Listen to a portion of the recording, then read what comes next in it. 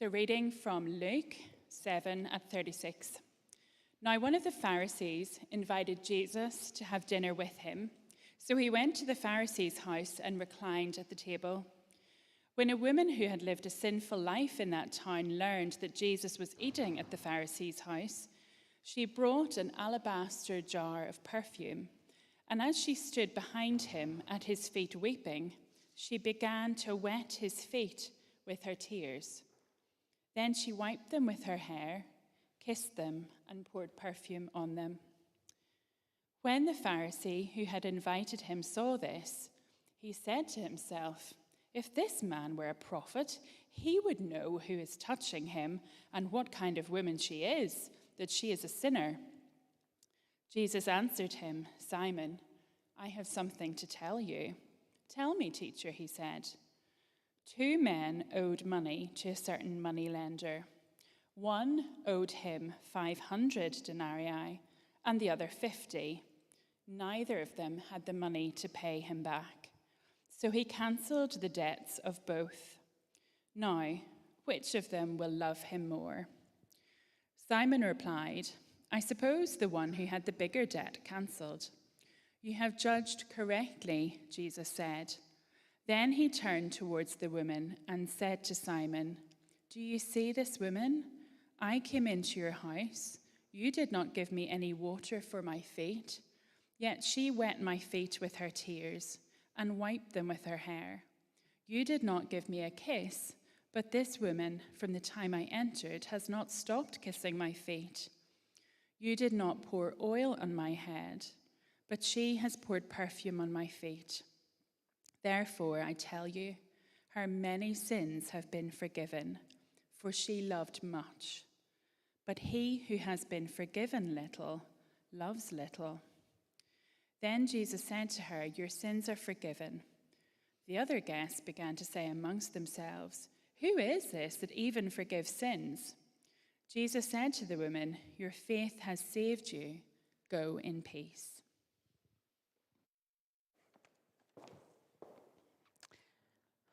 Graham's going to come up and preach for us, and I'll just pray for him before he does.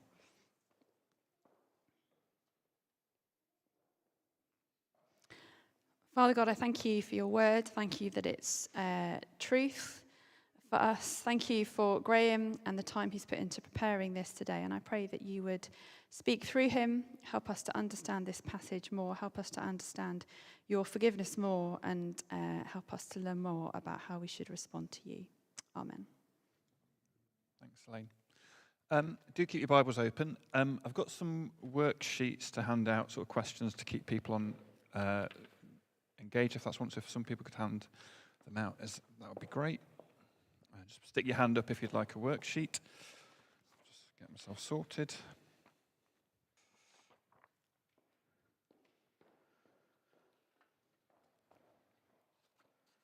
Fantastic.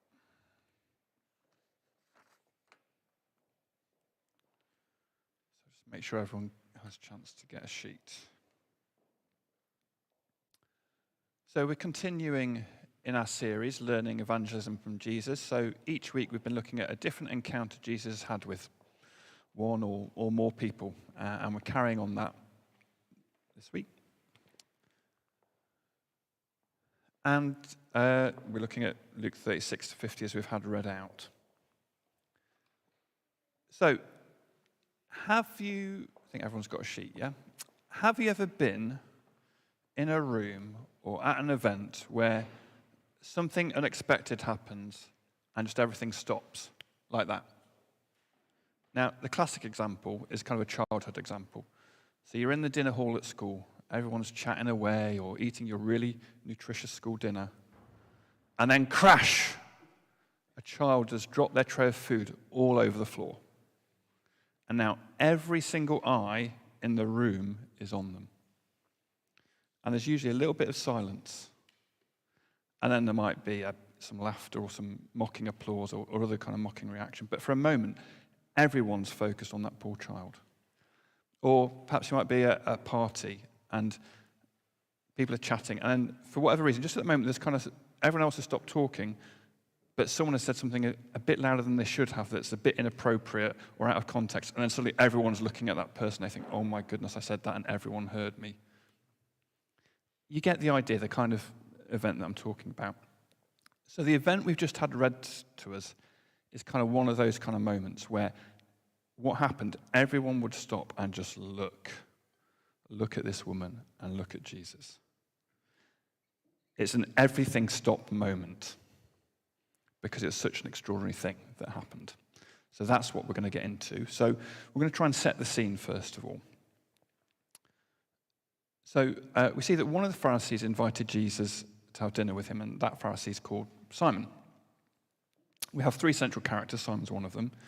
And we're going to get a sense of why they're all there, what they're about, as we look at these opening 4 verses. So Simon the Pharisee, he's the host. He's kind of one of the local bigwigs hosting the dinner in this town. Just a reminder for people about who Pharisees are. They're teachers. They're religious examples par excellence. They're self-appointed guardians of the law, its interpretation, how it is to be followed and lived out. They say what is and what isn't acceptable. And in fact, the name Pharisee means separate one. They kind of hold themselves up and out as separate, as special, as kind of, this is what you need to be. This is what holiness looks like. And as religious individuals, they expect to be listened to by others as well. They're kind of set apart from normal folk. So why does Simon, the Pharisee, invite Jesus for dinner? Well, we don't know is a short answer. But Jesus was seen as a teacher. At the very least, he had a following. And inviting teachers to a dinner such as this would be kind of pretty standard practice. So now, whether Simon genuinely wanted to listen to Jesus, or whether he was trying to trap him, it's not completely clear. But verse 39 would suggest that at least he's wanting to test if Jesus could be a prophet. It's also the case that these sorts of dinners weren't private affairs.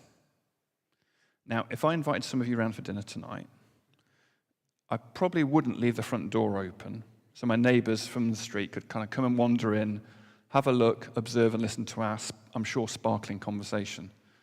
But this kind of dinner, where a respectable Pharisee is hosting and invites a kind of a recognised teacher around, it's kind of a bit of a public event. People from the town, it would be all right for them to kind of wander in and have a listen and mingle. Hence how the woman we read about in verse 37 gets there. However, it's important to be clear, this woman would not have been on Simon's original guest list. No way, for reasons we'll see. So I've put these pictures up here because I want to teach you some first century Palestine dining etiquette. Because it just helps us picture the event better. Because we hear about people sort of sitting and having a meal and we think they're sitting down. Okay? That's not the case. Read, Jesus was reclining at the table. So the picture on the left there with the cross, you know, I Googled loads of pictures and a lot of them had Jesus sitting down. No, Jesus reclined. So he'd kind of lean on his left-hand side. This is what people would do. Kind of head towards the table, feet outstretched. So it just makes the feet a bit more accessible. It just helps us picture what's going on and how this could have happened. So who's the woman who comes to dinner? So we've got the Pharisee, Simon, we've got the honoured guest, Jesus. Who's this uninvited guest? And why does she come? Well, verse 37 tells us she knew Jesus was there. She learned that Jesus was eating there. She wanted to meet and see Jesus in some fashion. And she's come prepared. It's no accident that she's bought this sort of alabaster jar of perfume. She's come prepared because she knows Jesus is there. So it must be the case that her intention is to pour this perfume on Jesus, anoint him in some way, probably on his head, maybe initially. What else do we know about this woman? Well, we know she's from the town. She's local, so people might know her. In fact, people do know her because she is described as someone who lived a sinful life.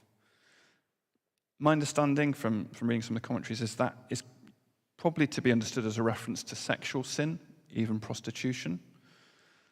But whatever the particularities of her sin, and Jesus does acknowledge in verse 47 that she has many sins, she was known to the town as a sinful woman.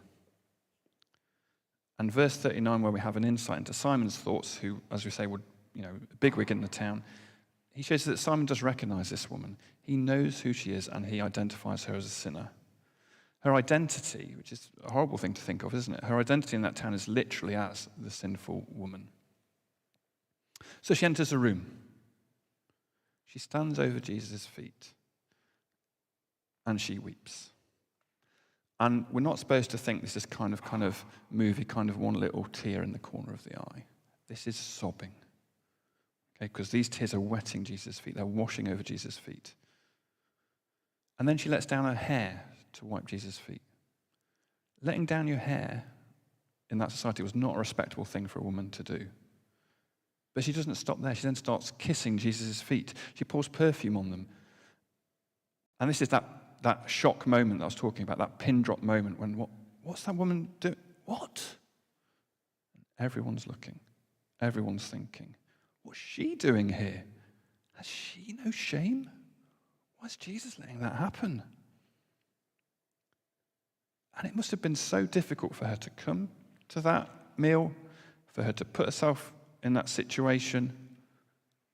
But I think, and we'll come to this, she's so captivated by Jesus that she's able to forget herself. She's able to forget the opinion of others.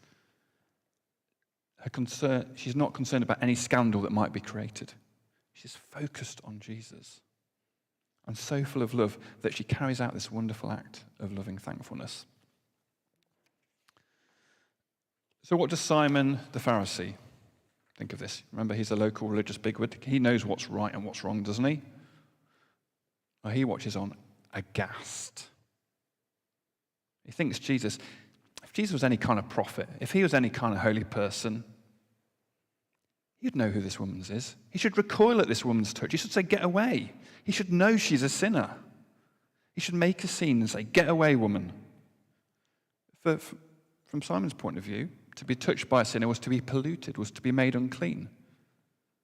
And so, because Jesus doesn't do that, Simon kind of think, well, this Jesus, he can't be a prophet, can't he? Can he? He can't be special. Otherwise, he'd know who she is and what she's like. But of course, the irony is that Jesus knows exactly who is touching him. He knows exactly who she is. He knows exactly what sin she has committed. He knows she is full of love and thankfulness to him, that's Jesus, because she's been forgiven, as we'll come to. Jesus really knows this woman. He really does. Simon doesn't. Simon's made a superficial, surface judgment on this woman. Not only does Jesus know this woman, but he knows Simon too. Better than Simon knows himself. And this is what Jesus starts to address next. And that's what he does when he starts to turn to speak to him in verse 40, when he says, Simon, I have something to tell you. So, just before we turn to what Jesus says, just a couple of, I guess, small application points, really. But, in this series, we are learning about evangelism from Jesus. And I think two simple things from these verses apply.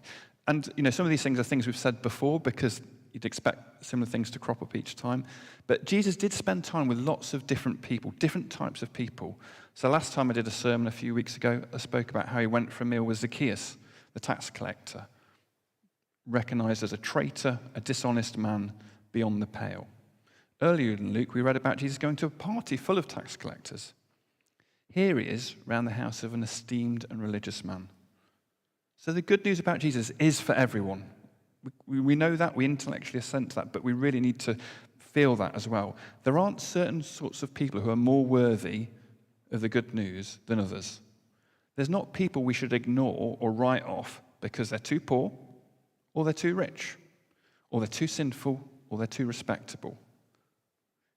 Everyone needs to hear the gospel. Spend time with and take opportunities with all sorts of people, and don't prejudge what their response to the gospel might be.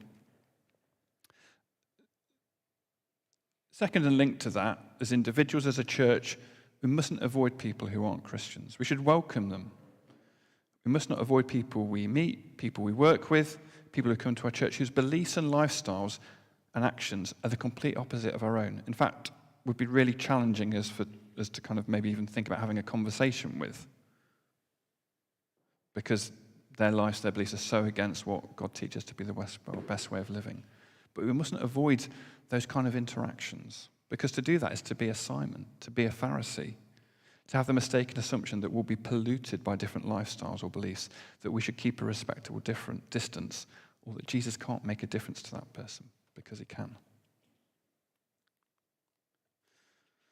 So,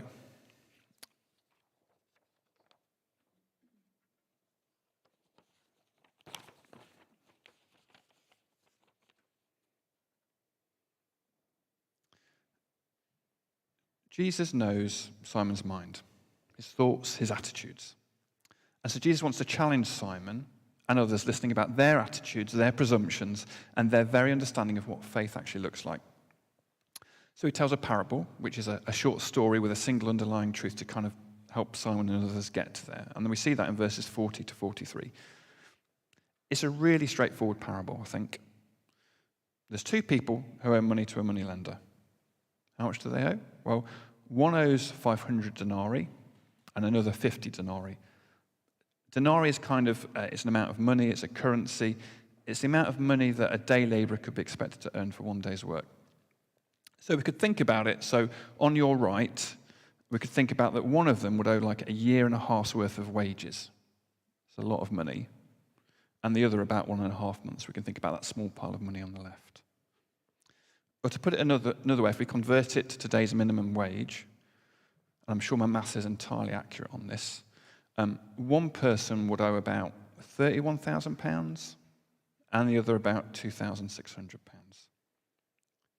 Now, they're both big amounts of money, aren't they?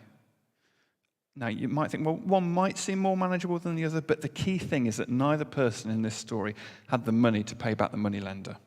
They couldn't do it. So what does a moneylender do in the parable? Well, they send around the heavies, don't they? Send around the heavies to rough up the people a bit, make threats to their persons and to the families. Give me the money, I want the money. They take away their TV and sofas, say you better pay up. Well, no, that isn't what happens. That isn't what the moneylender does. The moneylender does something extraordinary, what you wouldn't expect a moneylender to do. They forgive the debts owed. They write off the money owed. They cancel it. They wipe it away. The debt owed no longer exists. It's gone.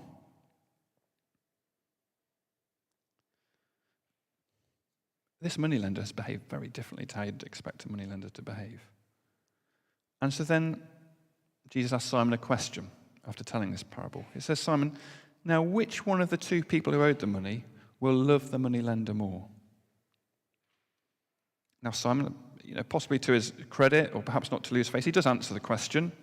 He starts with, I suppose, maybe because he's aware that people's eyes are going from the woman onto him, maybe because he's not sure of his answer, maybe it's because he's worried that the answer he'll give will incriminate himself. We don't know. But he does give an answer.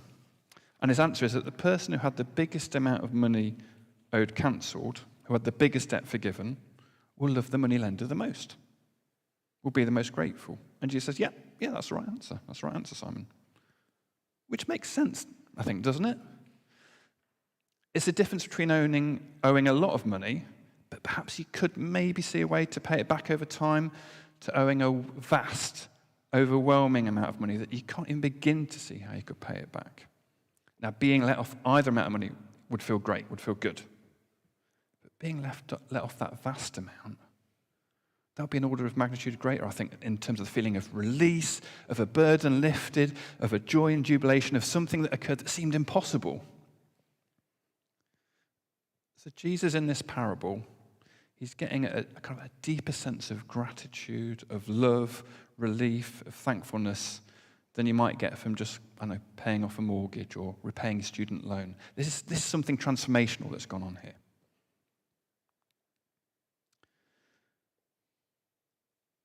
So we're going to explore this more in the final part, but this parable should quite simply remind us of the gospel.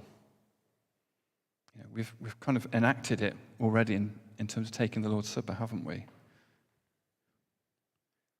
Every human on the planet owes a debt they can't pay off. There's no one righteous, not even one. There is no one who understands. There is no one who seeks God, it says in Romans 3:10. We face God's judgment for our sinful hearts and ways, and no one can pay that debt off. Who can?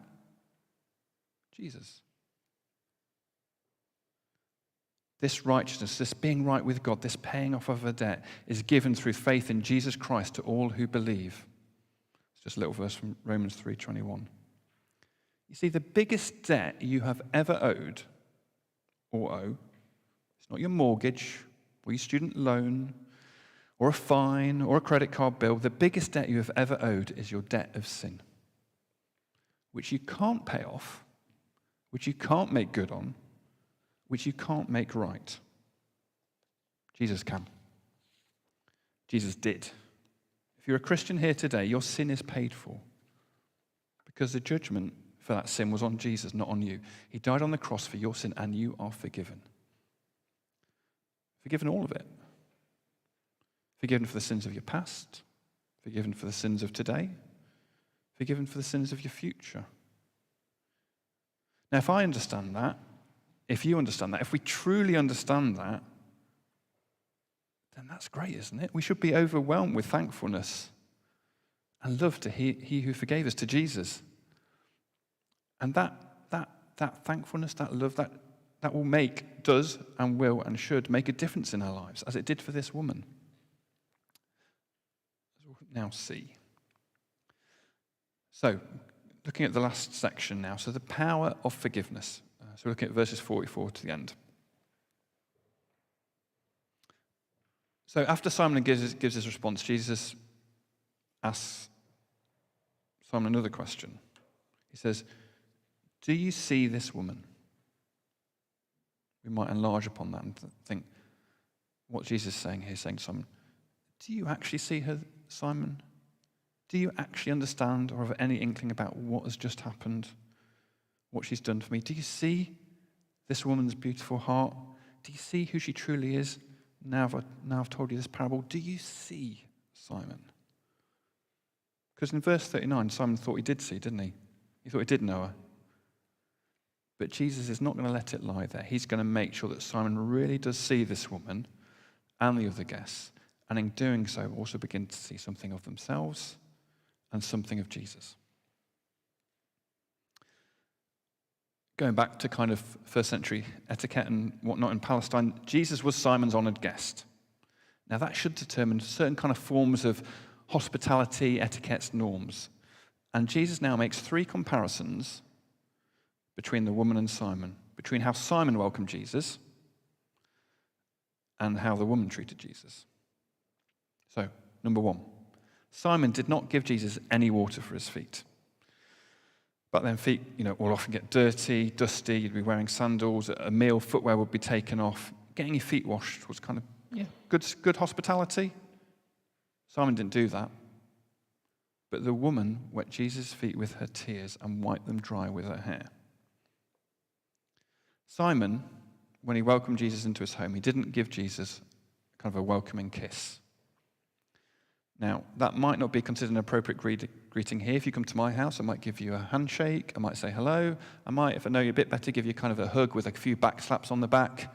Kind of that would be my welcome. But then, a welcome for someone like Jesus might be a welcoming kiss. Jesus didn't get that. But this woman, Jesus says, has not stopped kissing my feet. Simon did not pour oil on Jesus' head. And that would be considered appropriate for an honoured guest. Oil was actually pretty cheap, pretty plentiful there. Simon didn't do that. But this woman poured expensive perfume on Jesus' feet. This woman has showered Jesus with love, affection, and honour. She's so overwhelmed by being in Jesus' presence that she's weeping. She's so overwhelmed and considers Jesus so special and worthy of honour that she can't even bring herself to pour the perfume on his head, which I think is maybe what her initial intention would have been. So she pours it on his feet instead. She's forgotten herself in the presence of Jesus. Other people's thoughts, opinions, murmurings, they're of no consequence. Her love and thankfulness are directed at Jesus and overwhelm any other sense or concern she might have at behaving in the correct way others would judge it. On the other hand, Simon, he's a religious man. He's supposed to know God, and this respectable man has barely carried out the basics of hospitality. So Jesus shows Simon and tells Simon about the differences in welcome because he's showing us that these comparisons demonstrate the real life truth of the parable in this woman's life. And verse 47 is the key here. I'll read it out. Therefore I tell you, Jesus says to Simon, her many sins have been forgiven, as her great love has shown. But whoever has been forgiven little, loves little.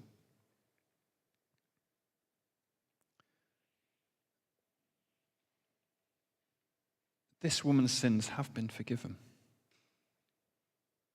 What's the cause of this forgiveness? Is it the woman's treatment of Jesus that merits such forgiveness?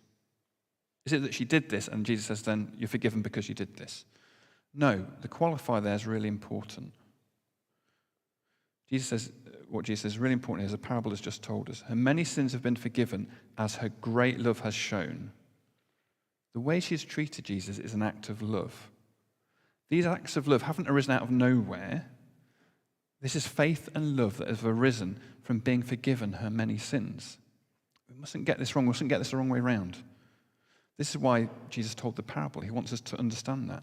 The forgiveness comes first, and then the response of love. That's what the parable is that shows us, and that's what's happening here with this woman.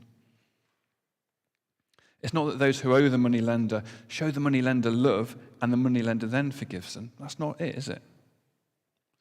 Jesus' way, the math of the gospel, is that we're forgiven and we respond in love and gratitude. As Jesus says in verse 50, this woman's faith saved her, faith in Jesus. She's forgiven, has responded with overwhelming love and thankfulness. She's self-forgetting and Jesus loving. Don't try and increase your love to gain forgiveness from God. That's not how the gospel works. And of course, there's a but in verse 47, isn't there? Therefore, I tell you, her many sins have been forgiven as a great love has shown, but whoever has been forgiven little loves little. And this but is for Simon to consider and dwell on. But whoever has been forgiven little loves little. Now, the point here isn't that that Simon has been forgiven. The point is either that Simon thinks he doesn't need forgiving, or thinks he needs so little forgiving that he can kind of make that up himself. He can, kind of make up the difference for the little that he needs forgiving for. I mean, Simon loved Jesus little, if at all, based on what we've seen, based on the evidence of his welcome. And that's because he doesn't think he needs Jesus. He doesn't need forgiveness. So at best, his love is weedy, probably non-existent. It's worth saying we don't know, it's not recorded, when or how this woman came across Jesus before. Perhaps she heard his teaching in a crowd and was so cut to the heart by it that that was the trigger that led her to putting her faith in Jesus, knowing his forgiveness and showing us this response in love. We simply don't know. So in verse 48, when Jesus says to her, your sins are forgiven, I think that's a declaration of what's already happened. It perhaps provides a measure of assurance to the woman, as does Jesus' words in verse 50. I think it's also to make clear to the other guests and to Simon what this woman's status now is, and also pointing them to Jesus as the one who can forgive sins. And so the other guest's response in verse 49 is correct in one sense. Who can forgive sins? If this woman hadn't sinned against Jesus directly, how can he forgive her? That wouldn't make sense. If I punch Pete in the front row and Adam over there says, Graham, I forgive you, Pete might feel a bit miffed about that. It's for Pete to forgive me, isn't it? It's the one who's offended who does the forgiveness. But Jesus is affected by all sin, and Jesus has the power to forgive all sin. So that question is right. Who can forgive sin? Who is this who even forgives sins? Only God can do that. Because ultimately all sin affects God. So they're asking the right question. They just need to, is their answer Jesus? And so, as Jesus often does, as this account finishes, I think the guests and Simon will be left with lots of questions. Who is this who even forgives sin? Was that parable directed at me? Why didn't I welcome Jesus properly? Do I love lots? Do I need forgiveness? Has that woman really been forgiven? What about us? What thoughts or questions does this leave with us? What's God prompting us to think about and do in response to this? So, a few thoughts.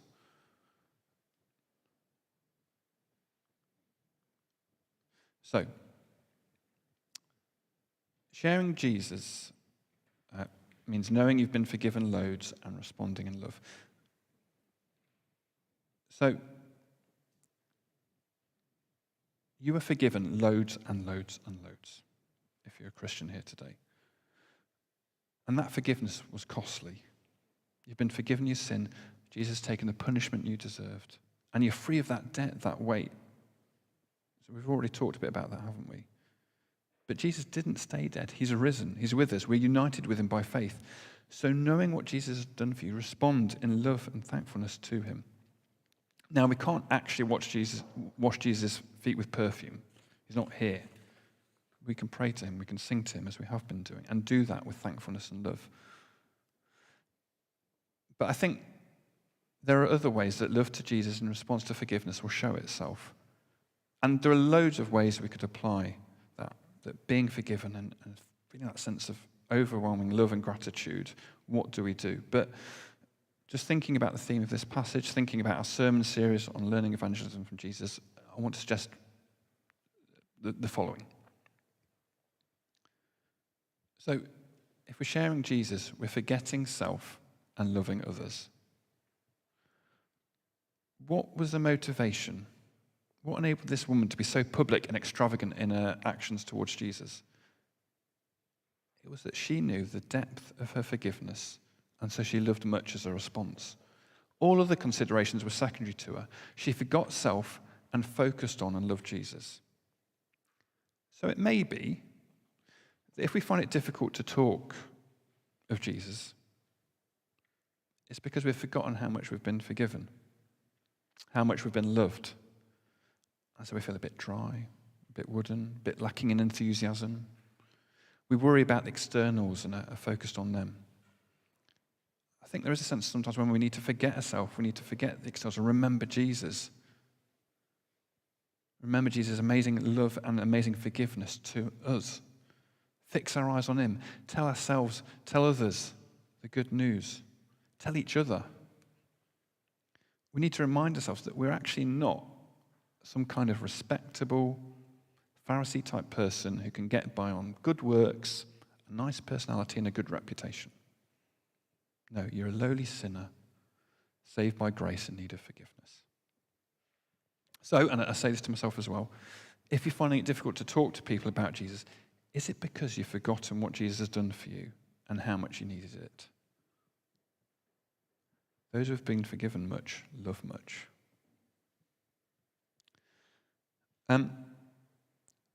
Final point, sharing Jesus equals leaving people with questions. I think it's okay to leave people with questions, to provoke people to question themselves and also question about Jesus.